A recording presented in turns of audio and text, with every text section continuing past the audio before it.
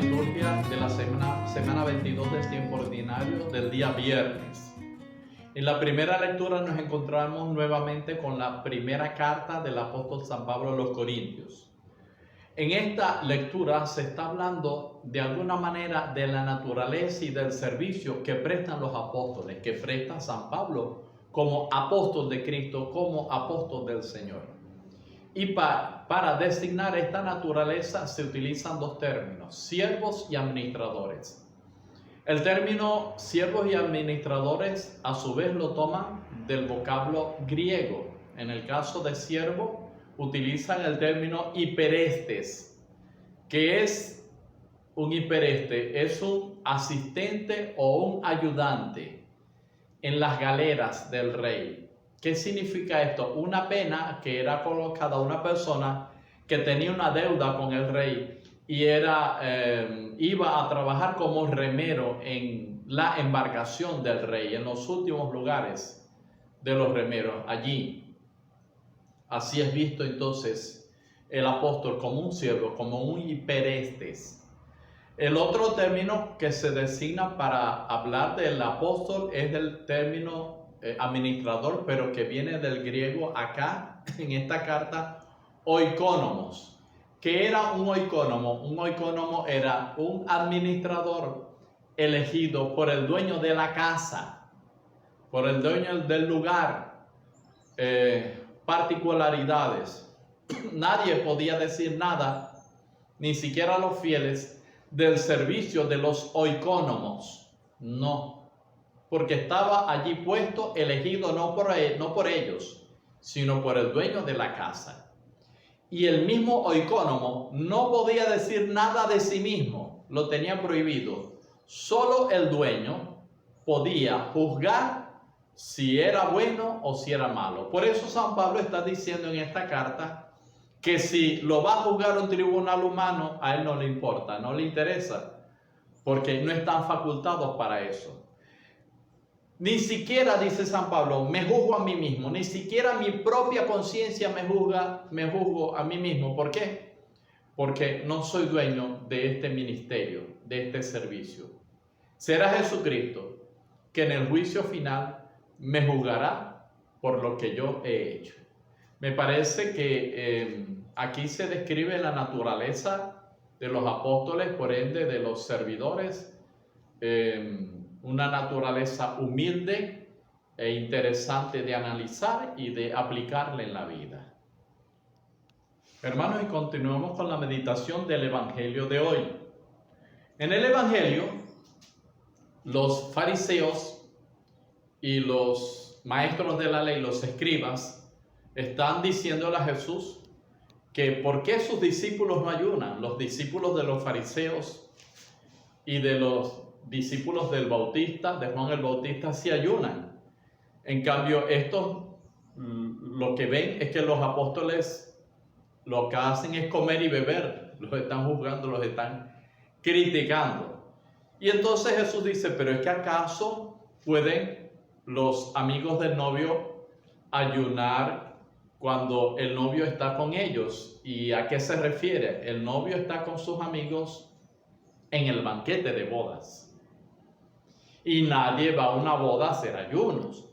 Nadie va a una fiesta a ayunar, a hacer penitencia. Es absurdo.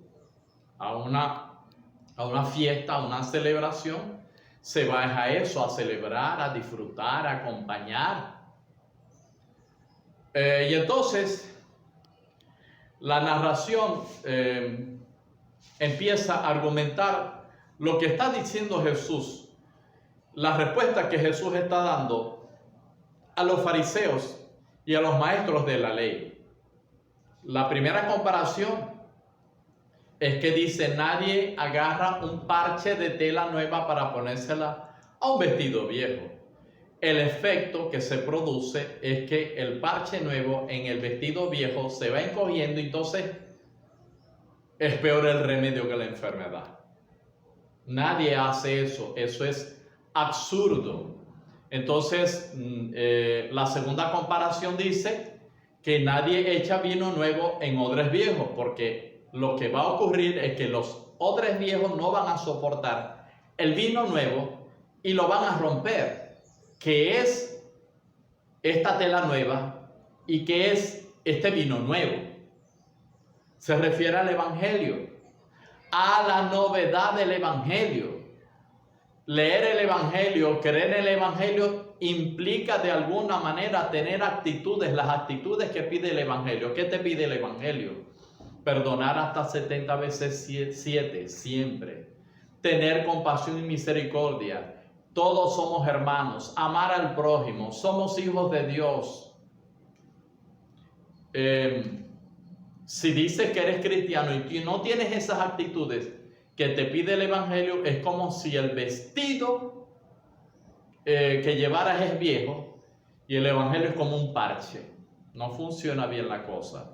O es como si estuvieras echando el Evangelio en una persona, en tu corazón, un corazón que no quiere amar, que no quiere perdonar, que no quiere seguir a Cristo, que no quiere vivir como Cristo le está pidiendo. Luego la siguiente imagen dice que el que ha probado el vino añejo no quiere el vino nuevo. Y es verdad, dicen que el que prueba el vino añejo ya no quiere saber nada de otros vinos del vino nuevo, no quiere saber nada. De alguna manera eso apunta a que el que está con lo riguroso del pasado le cuesta vivir la novedad, la alegría del presente, le cuesta mucho.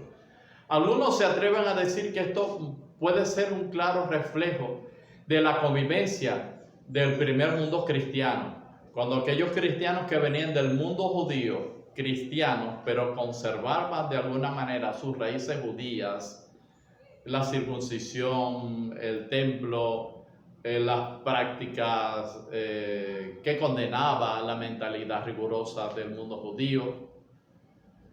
Y en cambio tenemos cristianos que vienen del mundo griego y que no tienen estas raíces y que prefieren vivir la misericordia, el perdón, la bondad, etcétera, etcétera. Había un choque acá entre estas dos mentalidades.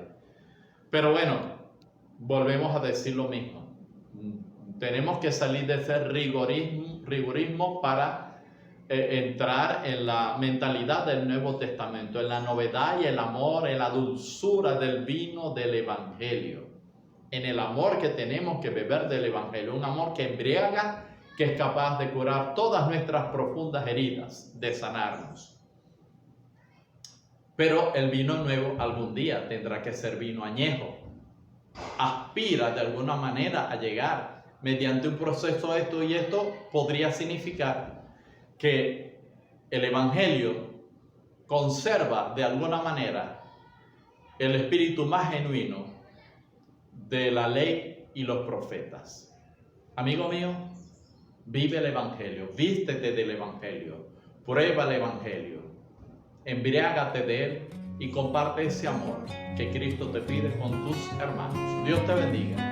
En el nombre del Padre, y del Hijo, y del Espíritu Santo.